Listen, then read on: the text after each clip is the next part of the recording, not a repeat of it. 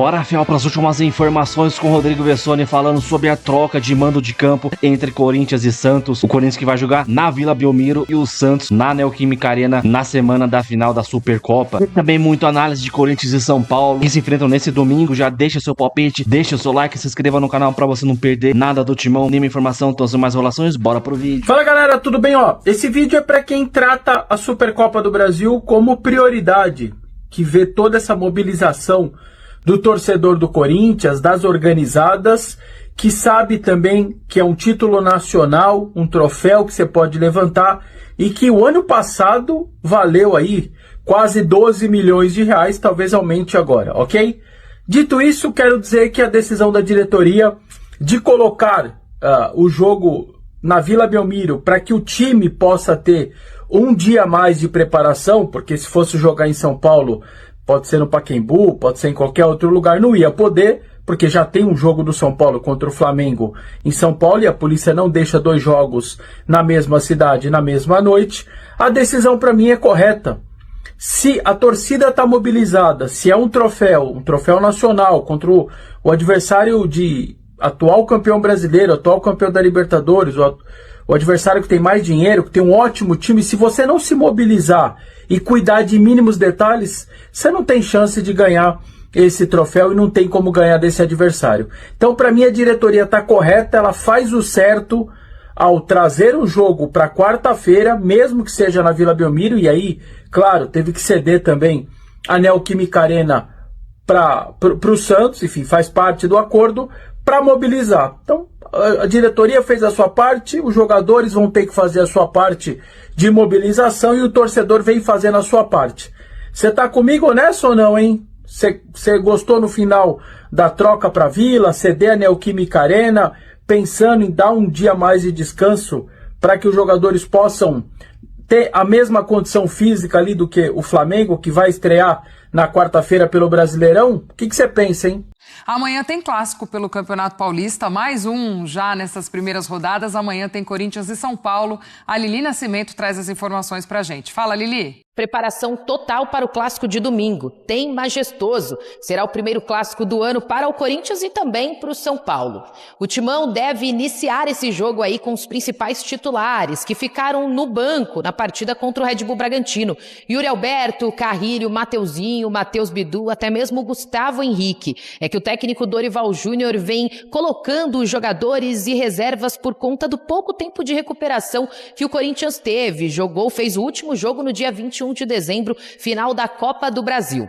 Alguns jogadores ainda não retornam. O Memphis voltou a treinar em campo nessa semana, até então fazia uma recuperação no departamento médico por conta de um edema ósseo no joelho, então ele ainda é dúvida para essa partida. O Ranieri voltou a sentir um incômodo no tornozelo, por isso nem viajou para Bragança, é dúvida também para o próximo domingo, pode começar talvez no banco de reservas. Gabriel Paulista estará à disposição, agora o Matheus Pereira e o Pedro Milans não devem jogar. Isso porque o Corinthians ainda acerta detalhes burocráticos das contratações e eles precisam ainda de um tempo de treino aqui no CT Joaquim Grava. Pro lado do São Paulo, o Alisson não será relacionado para essa partida também. São Paulo e Corinthians estão em negociação. O Dorival quer a contratação do Alisson, então eles estão resolvendo algumas pendências. Ele ficou de fora do jogo contra o São Bernardo e também ficará de fora nesse Majestoso. Em contrapartida, o Caleri, depois de mais de 9 meses aí fora dos gramados por conta de uma cirurgia no joelho esquerdo, ele voltou. Jogou 25 minutos contra o São Bernardo e deverá estar à disposição de Hernan Crespo no próximo domingo no Clássico, na Neoquímica Arena. Boa, é o clássico dessa terceira rodada de Campeonato Paulista. Hoje já tivemos Primavera 3, Novo Horizontino 4, Portuguesa 2, Velo Clube 0, Capivariano 2, Ponte Preta 0, Palmeiras 1, Mirassol 0. Amanhã, complementando essa terceira rodada, este clássico majestoso entre Corinthians e São Paulo, São Bernardo e Noroeste, Red Bull Bragantino e Botafogo, Guarani e Santos. Opa, pra fechar a semana na minha cabeça, tô repetindo, eu sei que é domingo, mas imagina, ganha do Corinthians, é outra situação. Mas não, aí joga a crise pro outro lado, porque o Corinthians já vem de derrota pro Bragantino. Com certeza. E com a torcida organizada, inclusive, que a gente falava gritando, é guerra, domingo é guerra. Então amanhã tem esse jogo, viu, Eugênio? Só isso. Por isso que eu abri o programa falando. Um clássico. Você acha que eu Às vezes tem consequências imediatas, às vezes tem consequências que aparecem, ele começa processos que se desdobram mais à frente. Por isso que o Dorival colocou o time em reserva contra o Bragantino. Porque domingo tem clássico. Exatamente. Sai na urina, né? A derrota pro Bragantino, por pior que tenha sido. Sim. Se o time jogar bem. Bragantino, se o time jogar bem amanhã, o que aconteceu em Bragança, dane-se. Se é um 3-0 daquele pro São Paulo, era outra história. Eu acho que a derrota sai. As carências que ficaram escancaradas no elenco do Corinthians, elas vão ficar lá e eu acho que é um reflexo muito grande para o Marcelo Paz pensar para o restante da temporada. O Kaká, a gente nem sabe por que jogou. Eu não sei ainda porque o Kaká jogou. Não tinha outro. Eu entendo, mas assim, é uma exposição absolutamente desnecessária para um jogador que tá para ser negociado. Eu não sei até que ponto isso poderia atrapalhar a negociação. A partida que o Kaká fez foi, de certa forma, constrangedora a nível técnico. Eu não tô falando da pessoa do Kaká, não tenho nada contra ele, mas tecnicamente falando foi uma partida muito abaixo. E acho que amanhã, obviamente, o Corinthians vai jogar com o seu 11 titular. O São Paulo teve boas notícias também no meio de semana, o Caleri voltando e voltou bem no meu entendimento. Perdão, o Danielzinho para mim foi o melhor em campo na última partida do São Paulo, vitória, né, depois de uma derrota bem acachapante também, né, um 3-0 pro Mirassol, que depois inclusive foi derrotado o Mirassol na segunda rodada. Mas eu acho que para amanhã a pressão ela é muito grande para os dois. Quem perder, se de fato acontecer uma derrota, o Corinthians em casa, né, obviamente é favorito, pelo menos ali para um 55-45, no meu entendimento, claro. Mas qualquer um dos dois que perder, Edu, você pode ter certeza que vai reverberar durante a semana. Porque são times de uma vitória e uma derrota no campeonato. São derrotas feias, são derrotas por 3 gols de diferença, ainda que com o time em reserva. São derrotas que você olha e fala, opa, peraí, esse time tem problema. Um pro Mirassol, outro pro Red Bull Bragantino. E amanhã é só um São Paulo e Corinthians. Que são duas rivalidades. A diferença é que as derrotas que aconteceram, elas deixam impressões diferentes. A derrota que o São Paulo teve para o Mirassol diz sobre o time do São Paulo, porque foi quase que uma extensão da última temporada. Exato. E a derrota do Corinthians diz sobre o elenco do Corinthians. E é por isso que a gente tem visto o Marcelo Paz trabalhar corretamente em busca de reservas. O Corinthians não tem que contratar titulares. Claro, se pintar uma grande oportunidade que couber dentro do orçamento, contrata. Mas o Corinthians precisa contratar reservas. E o Corinthians está contratando reservas. Pedro Milans, que hoje o Eugênio conhece muito bem, reserva. João Ricardo, goleiro, reserva. O Matheus Pirulão, que estava no Fortaleza, reserva. O Gabriel Paulista, aparentemente, reserva, para dar profundidade ao elenco. Então, acho que são derrotas pelo mesmo placar para times do interior que são da Série A do Campeonato Brasileiro, mas que deixam retratos diferentes de cada clube. Zupa, e o Alisson é reserva para você? Eu tenho a impressão que não. Tem a impressão que o Alisson... E agora, se ele chegar... E uma informação tá fora do jogo, sobre né? o Alisson, está fora do jogo. O São Paulo dá indícios de ter dado o sinal verde para a negociação, para o desfecho de Alisson, trocando o São Paulo pelo Corinthians para trabalhar de novo. Seria o lugar do Maicon, né? Exatamente. Jogador de confiança do Dorival. O Maicon era o capitão do time, o Alisson, cara de confiança do Dorival. Vamos lá. Tem novo anúncio, novo jogador confirmado, Matheus Pereira, 28 anos, a gente já tinha falado sobre ele, né? Tá treinando desde quarta-feira no CT Joaquim Grava, inclusive já está registrado no boletim informativo diário, pode até ser relacionado. Imagino eu que esteja no banco de reservas, não como titular, mas quem sabe possa fazer a sua estreia na Neoquímica Arena nesse domingo, no clássico majestoso contra o São Paulo. Matheus Pereira, aquele que é da base do terrão, que rodou a Europa, chegou a jogar no Barcelona B, Empoli, rodou Itália, e de repente estava no Fortaleza e o Marcelo Paz conseguiu esse empréstimo de 1 ano com opção de compra para que ele possa jogar. Eu vou dizer um negócio para vocês, esse cara tá chegando num sentido até de desconfiança. Poxa, o homônimo do Matheus Pereira do Cruzeiro, né, um grande meia do futebol brasileiro, o menos badalado, né? O Matheus Pereira menos famoso, um jogador que estava lá no Cruzeiro, no Fortaleza, não foi tão aproveitado assim, né? Deu 3 assistências, fez 1 gol, não era um titular absoluto, aí tá vindo, né, como empréstimo aqui pro Corinthians e tal. Cara, eu vou dizer um negócio, esse cara vai jogar, viu?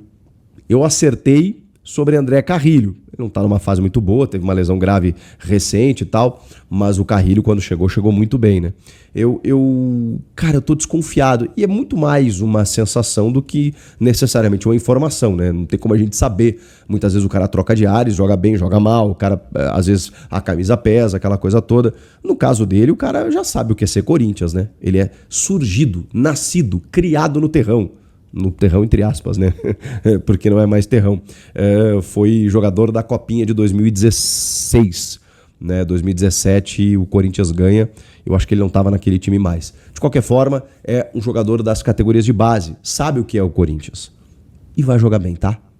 Não sei se ele vai ser protagonista e tal, mas o Rodrigo Garro, além do Breno Bidon, e o Breno Bidon pode sair, a gente sabe, tem um substituto. Acho que o Matheus Pereira pode fazer muito bem essa função. Outro jogador que está vindo é o João Ricardo, goleiro de 37 anos, que também estava no Fortaleza, que já passou pelo Ceará, já passou por outros tantos clubes, América Mineiro. Um goleiraço, tá? Gosto muito dele. Pô, Chico, mas o Corinthians tem o Hugo Souza. Pois é, mas quando o Hugo não joga? O Hugo, se for para a Copa do Mundo, vai ter que se ausentar uns dias antes, inclusive. Eu sei, tem o Felipe Longo, eu sei, tinha o Matheus Donelli, mas o João Ricardo é aquele cara que você não precisa testar. Se o Hugo Souza se ausentar por alguma eventualidade, e ele precisou em vários momentos, seja por lesão, seja por convocação, bota o João Ricardo, tá resolvido. Tá resolvido. O João Ricardo é goleiro profissional, com experiência, com capacidade. Acho que acerta demais. O Hugo é teu titular. O Hugo Souza é ídolo do Corinthians. É um cara que vai resolver sempre. Agora, quando ele não puder jogar, o Palmeiras fez isso com o Marcelo Lomba durante muitos anos e continua fazendo. Saiu o Everton e tá lá ele. O Lomba sabe que ele não vai ser o titular do Palmeiras, mas ele sabe que quando o Palmeiras precisar, ele tá lá. E é isso que tem que acontecer. Porque quando você bota um menino, o menino ele tem uma pressão tão grande de muitas vezes ter que dar conta do recado na ausência do titular, que ele às vezes não consegue ter o mesmo nível, porque é difícil mesmo. E joga frio, e não tem tantos jogos na carreira normalmente, então é mais difícil. Um cara como esse, ele entra e ele faz como se, sabe, fosse algo corriqueiro na vida dele. João Ricardo, olha que acerto. Eu sei que é mais um jogador do Fortaleza, eu sei que muita gente vai dizer, pô, o Marcelo Paz tá criando uma filial. Cara, ele tá indo nos seus contatos, ele tá indo onde ele pode, e vamos combinar, Fortaleza não é um manancial ruim, não é uma prateleira ruim de você buscar jogadores. É um time que acabou rebaixado, mas que tem ótimos jogadores para você aproveitar por ali. E se tem um cara que tem relações com esse clube, melhor ainda, porque aí você consegue equacionar uma condição financeira favorável, que é o caso. O João Ricardo vem sem custos, o Rian tá indo para lá, o Matheus Pereira também vem nessa pegada, tá tudo certo. O Corinthians está identificando algumas questões pontuais, está olhando para o Fortaleza e está vendo, cara, no Fortaleza tem algumas situações que caberiam aqui. E pronto, você tem um cara que facilita tudo isso. Não vejo problema, não vejo crise nessa situação. Inclusive, exalto. Acho interessante que seja feito dessa maneira. Vamos projetar o jogo contra o São Paulo, já porque, assim, o Dorival montou um time quase titular, ou com o que ele tinha de melhor contra a Ponte. Deu uma bela preservada contra o Bragantino, tomou uma pancada, e agora a tendência é que ele escale de novo o que ele tem de melhor. O problema é que o que ele tem de melhor talvez não seja exatamente o melhor, porque o Ranieri, por exemplo, titular absoluto no meio-campo e uma função em que você não tem outro cara com a mesma característica. Ele ainda sente resquícios de dores. Então, ele é dúvida para o jogo. Eu acho muito difícil que ele seja escalado como titular. No caso da final da Copa do Brasil, ele também estava praticamente fora, mas aí ele jogou, porque aí a gente está falando, não foi só a final, foi a semi e o segundo jogo.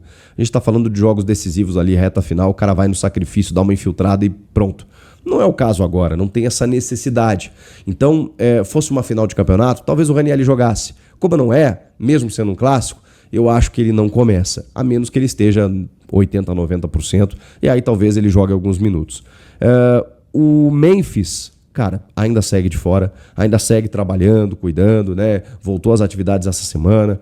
O Memphis está sendo trabalhado, a gente sabe, para o final do mês, quando teremos a estreia no Campeonato Brasileiro e dia 1º de fevereiro, a final da Supercopa diante do Flamengo. É o mesmo cenário e a mesma previsão para Rodrigo Garro, que retornou, trabalhou com bola, com uma proteção no seu punho esquerdo, onde ele foi submetido a uma cirurgia. Ele talvez até, repito, fosse uma final, entrasse em campo, mas não é o caso. Então o Garro está sendo preparado também para o final do ano, final do mês, especialmente para a decisão da Supercopa diante do Flamengo, 1º de fevereiro em Brasília. Então, Garro está fora, Memphis está fora, Ranieri é dúvida, e aí a gente está tentando montar esse time aqui para encarar o São Paulo no clássico majestoso. Hugo Souza no gol, Mateuzinho e Matheus Bidu nas laterais, a dupla de zaga Gustavo Henrique e André Ramalho, e aqui as coisas começam a se alterar. Sem o Ranieri, o Rian indo embora, o Maicon, que já foi, o Carrilho muitas vezes faz a função de primeiro homem para o Dorival, o que eu não concordo, mas o Dorival acha que ele é bom nisso. Eu escalaria Charles de primeiro homem, aí uma segunda linha com André e Breno Bidon, porque aí você tem intensidade, poder de marcação e qualidade técnica. Dieguinho, Yuri e Guinegão. Esse seria o meu time do meio para frente. O Kaique pode aparecer? Pode. O Memphis não tá. O Vitinho, acho que mais para segundo tempo. O Carrilho, não acho que tem uma condição física para começar o jogo, mas pode ser que apareça também. A gente vai ter que esperar um pouco mais para tentar projetar essa escalação, mas são essas as possibilidades e talvez essa tendência que o Dorival escale contra o São Paulo. Tem uma ausência já confirmada no São Paulo, que é a do volante Alisson. O Alisson não foi relacionado contra o São Bernardo e não está relacionado diante do Corinthians. Muito por conta de uma negociação existente. O Corinthians simplesmente foi atrás do volante Alisson. Pedido de Dorival, jogador que foi muito bem com o Dorival, campeão de Copa do Brasil sendo destaque, cotado em seleção brasileira. Muitos disseram que ele se reinventou na posição, porque o Alisson jogou no meu Grêmio, eu conheço. Chegou lá como meia atacante. Renato até transformou ele num meio-campista aberto pelo lado com poder de marcação, algo que ele fazia já com o Ramiro, que também depois parou no Corinthians. Só que o Alisson ele surge como ponta no Cruzeiro, depois meio atacante, ele vai voltando. E no São Paulo, o Dorival fixou ele como um segundo homem de meio campo. E ele foi bem demais. Primeiro, jogador inteligente, de ótima leitura tática, de boa condução de bola, de ocupação de espaços e entendimento de pisar na área, porque muitas vezes isso não é fácil, como muita gente pensa. Então ele tem uma característica ofensiva porque ele era meio atacante. Ao mesmo tempo que ele adquiriu um poder de marcação e de preenchimento de espaços e de aquele pescocinho do volante de poder saber construir a jogada desde trás. O Alisson tem essas características. O Dorival entendeu que ele perdeu espaço no São Paulo, e perdeu mesmo. Pode ser que no Corinthians ele seja recuperado. Então, hoje, se você olhar o time do Corinthians, cara, ele seria um segundo homem tranquilamente. Você poderia jogar com Ranieri, Alisson, Bidon e Rodrigo Garro. Puta, seria um belíssimo meio-campo. A questão é, o São Paulo não vai liberar facilmente, mas cogita conversar, cogitou já. E vários jogadores estão sendo colocados nessa moeda de troca, porque o Corinthians não vai pagar direitos. E o São Paulo, ao mesmo tempo, não vai exigir valores porque sabe que não vai receber. Então, daqui a pouco, se vem um jogador para lá, outro para cá, facilita. O problema é que os jogadores aventados inicialmente, eles são o Héctor Hernandes, o zagueiro Renato, o próprio Kaká. O São Paulo não vai querer. Ao mesmo tempo que o São Paulo pedindo o Ranieri, o Breno Bidon, também não vai levar. Jogadores titulares. Existe uma perspectiva, uma possibilidade muito boa de José Martínez. Mesmo que ele tenha sido importante contra o Vasco no último jogo, seja quase um titular, não tem previsão dele voltar da Venezuela ainda, então o clube está aguardando por isso, mas uma hora ele vai ter que voltar. O Martínez, ele é colocado assim, do tipo, ele é muito inconstante, ao mesmo tempo que faz grandes jogos. Em outros ele desaparece, em outros ele não se reapresenta depois de folga. É um menino meio problema, mas ele poderia ser envolvido nessa negociação. O que vocês acham? Você, corintiano, liberaria o Martínez para receber o Alisson? Você, São Paulino, aceitaria o Martínez para liberar o Alisson? Acho que essas são as questões que se impõem e a gente vai ver na sequência o que vai acontecer. O fato é que o Alisson pode sim jogar no Corinthians para ser treinado mais uma vez para o Dorival. Pularia o muro, que não é, né? Eles não estão próximos, mas vocês entenderam a figura. Sairia de um clube para o outro, isso não é tão simples de fazer. O Jadson fez isso, do São Paulo para o Corinthians, e se deu muito bem, porque naquela época o Pato também saiu de um para o outro, e também acho que foi bem. Acho que foi uma troca muito exultante para os dois. O Dorival mesmo foi campeão no São Paulo, não foi diretamente, mas depois foi para o Corinthians e foi campeão também. Então, essas coisas acontecem. Tá no futebol. Vai dar certo? Não sei. O que vocês acham? Comenta. Então é isso, Fiel. Comentando agora sobre essa troca do estádio, aí o Corinthians jogar na Vila Belmiro e o Santos na Neoquímica Arena. Pensando por esse lado aí, ok, beleza, porque a gente ia jogar na quinta-feira, o Flamengo na quarta, os caras teriam um dia mais de descanso e o jogo era no domingo. Ia ferrar demais o Corinthians, mas pensando por esse lado, porque o complicado é que da última vez que o Santos jogou na Neoquímica Arena, se eu não me engano, foi contra o mesmo Red Bull Bragantino. A torcida dos caras quebrou cadeira, pichou os banheiros, ficou zombando lá do estádio. Por essa razão, se fosse só alugar por alugar, que nem foi da última vez, eu não aceitaria não, mano. Não aceitaria. Mas em prol de ter um dia de descanso para tentar jogar de igual com o Flamengo fisicamente, no mínimo, né? Eu aceito. Mesmo, cara, com ciúme do caramba do estádio, mano. Os caras vão zoar o estádio, eu tenho certeza, mano. Eu tenho certeza. E na última vez que eles quebraram o estádio lá, cadeira, essas coisas, o Augusto Melo simplesmente, na época, não quis cobrar nada do Santos, quis dar uma de cavalheiro, aquele idiota do Augusto Melo. Então, mano, dessa vez não tem mole não. Quebrou, vai pagar, mano. Quebrou, vai pagar. Manda a conta lá pros caras lá. Pelo amor de Deus, mano, aqui não é patifaria, não.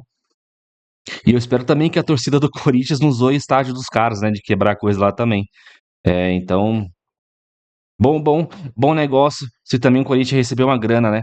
Até agora eu não ouvi falar nada de grana. Se o Corinthians vai receber uma compensação, não sei.